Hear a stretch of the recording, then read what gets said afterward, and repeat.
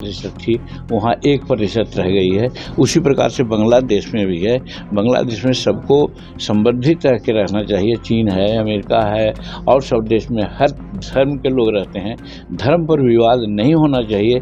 अगर विवाद हो रहा है बांग्लादेश में तो दुखद है और मैं तो कहता हूँ कि इसमें भारत सरकार को लेना चाहिए, प्रयास करना चाहिए और हम समझते हैं कि ऐसा प्रयास शुरू हो गया है। आप लोग भी जानते होंगे जो उच्चायुक्त हमारे हैं, राजदूत हैं, उनको शायद बुला लिया गया है अभी। तो ऐसा पर तो हमारा सरकार नरेंद्र मोदी जी बहुत ही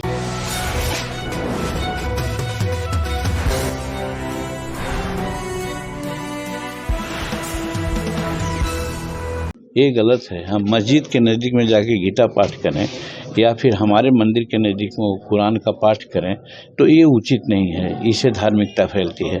सबको अपना अपना धर्म प्रचार करने का अधिकार है और वो हनुमान चालीसा के लिए बहुत सी हनुमान हम लोगों का, हम तो कहते हैं खास करके कि हमारे अनुसूचित जाति का वो देवता है हनुमान। जहाँ पाइए जमीन को ये करना है तो वहाँ जाकर खड़ा कर देते हैं उनके मंदिर को, उनके ये को पूजा करवाते हैं।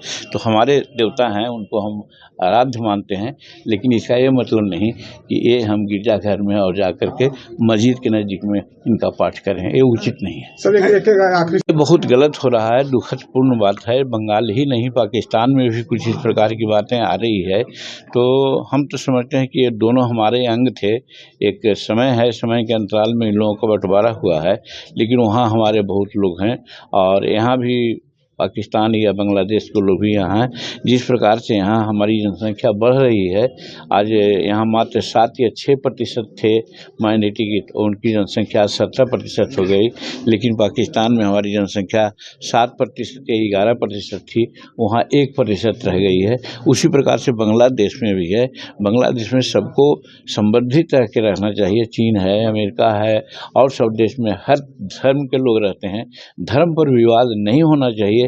अगर विवाद हो रहा है बांग्लादेश में तो दुखद है और मैं तो कहता हूँ कि इसमें भारत सरकार को लेना चाहिए, प्रयास करना चाहिए और हम समझते हैं कि ऐसा प्रयास शुरू हो गया है।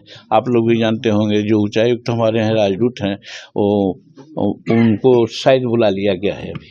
तो ऐसा पर तो हमारा सरकार नरेंद्र मोदी जी बहुत इसमें सचेत हैं, कार्रवाई करेंगे। सर आखिरी सवाल है, लेकिन अब जब राज्यसभा की बात है, काउंसिल की बात है, तो हम अपना जो राष्ट्रीय अध्यक्ष है हमारे पार्टी को, उसको हम सजेशन दे रहे थे कि तुम अपना मांग रखो।